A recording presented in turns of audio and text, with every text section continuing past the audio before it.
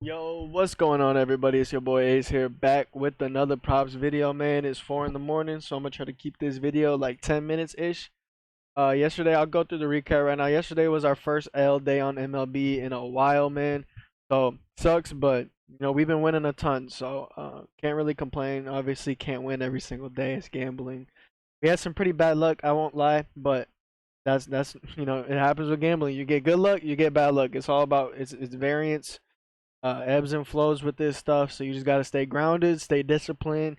On these days, you don't nuke the next day, try to get it back, whatever. You know what I mean? We're still up, we're still profiting, still profitable. So no reason to be down, no reason to try to nuke to get it back, whatever. We all about being smart, all about keeping the cheddar. You know what I mean? So tough day, it is what it is. It happens. So, but let's get into the recap.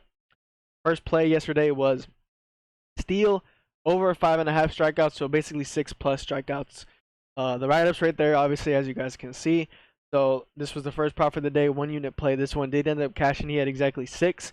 He did strike out his last batter. He started off very, very poorly. I believe he also became a taco too. So I know a lot of people were sweating the taco, but we had him at over 5.5. So yeah, we had that prop, and he ended up cashing this for us. He struck out the last batter of the game, so we got pretty lucky there. So that was a little bit of good luck, and that was probably the only good luck of the day. The second prop was Gavin Williams under 5.5 strikeouts. I forgot I was flaming him in the Discord. But he made me pay for it. Gavin Williams under 5.5 strikeouts. We had him for 1 unit to win zero point 0.6 units. We got a lot of value on this. So basically, like I always tell you guys, um, with unders, you obviously if you're taking a guy over 6.5 strikeouts, right, and he gets bumped to 7.5 on DraftKings, it doesn't really matter because you could always take his alt at 7+, right? You could always take the alt for an over, but for an under, you can't take all unders. So like if a guy's at 6.5, and then you wake up in the morning and he's at 5.5, you can't take the under 6.5 anymore because it's not an option anymore because you just can't do alts on unders. So we actually got really good value. He basically became off the board because we posted him at 5.5, and then like an hour or like 30 minutes or an hour later, they changed him to 4.5. So technically, you couldn't even do his prop anymore. So it was a really good prop. It was basically taken off the board, but he still ended up hooking. This was where the bad luck started to happen. I believe he struck out his last batter, I'm pretty sure, and also I believe he got 2 strikeouts in his last inning, and I think he struck out his last batter, which I may be mistaken about that. I can go and check that right now. He also struck out Bobby Witt Jr. twice, which obviously is insane. If you guys watch baseball, you guys know that's insane. I ended up going back and checking Bobby Witt's logs because that was crazy. I was like dumbfounded by that. I was like, bro, Bobby Witt struck out twice. I couldn't believe it. I went back to ESPN. I looked at Bobby Witt's game logs, bro. He's only struck out twice in one game in his last 35 games. His last 35 games, he only struck out twice in one game before today.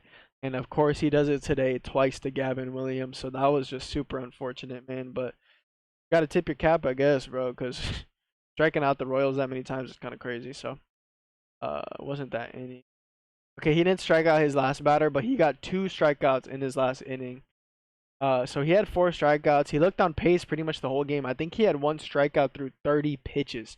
So he looked really, really good. He ends up getting 2 strikeouts in his last inning, and then he gets 2 strikeouts to end the inning before. So literally before those, he had 2 strikeouts. So super unfortunate, but it happens. Like I said, it's variance. It happens. So we did get some bad luck there. Would have taken it 20 times out of 20. Forgot I was blaming him in the Discord, bro. That's funny. Um, the other next prop was Garrett Cole under 6.5 Ks. We got him at -125. He ended up changing to like -155 before the game. So we got a good CLV there. We got a lot of value on this line. So there's only half a unit on this one. The Gavin was 1 unit, so we lost 1 unit there. This one was only half a unit.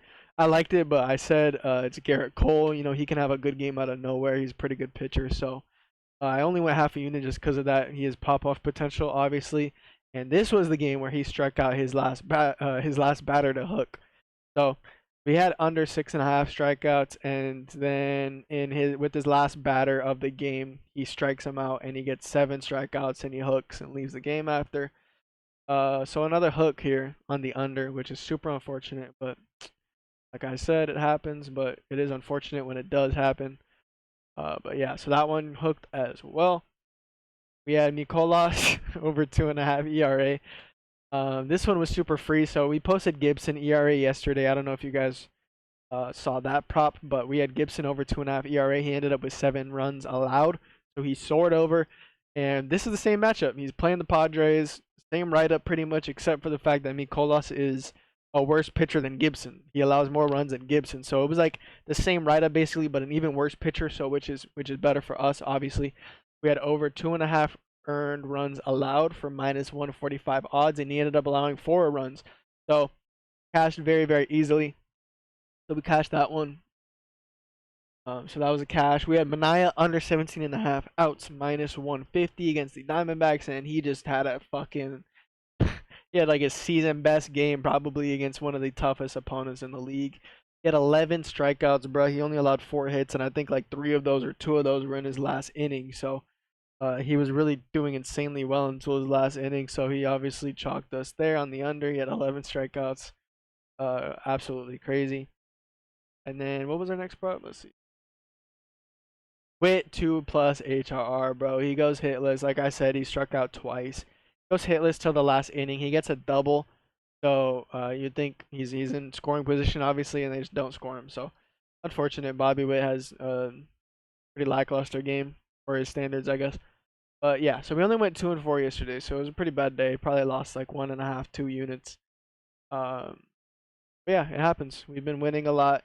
And if you're in the Discord, we've been winning a lot. You guys see that, obviously. You see the recaps. So it happens. I don't really have many more words to say other than it happens. You know what I mean? Like, I'm not going to be complaining and being like all sad about it. We've won a ton, so I can't complain at all.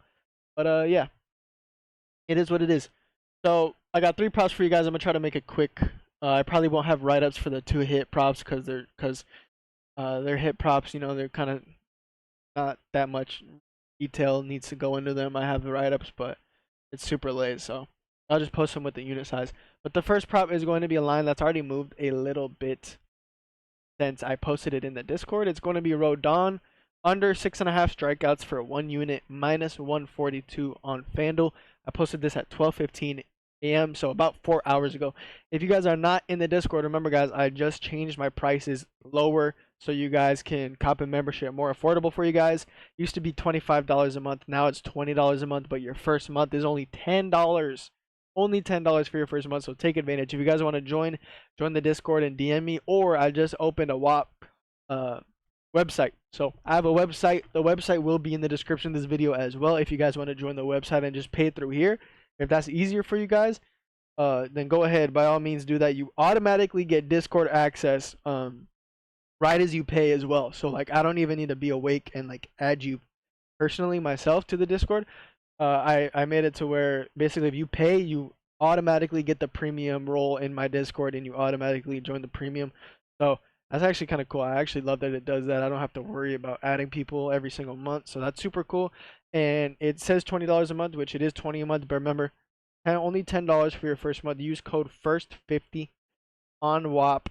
Use code FIRST50 on WAP for your 50% off your first month. Only $10 for your first month. So take advantage.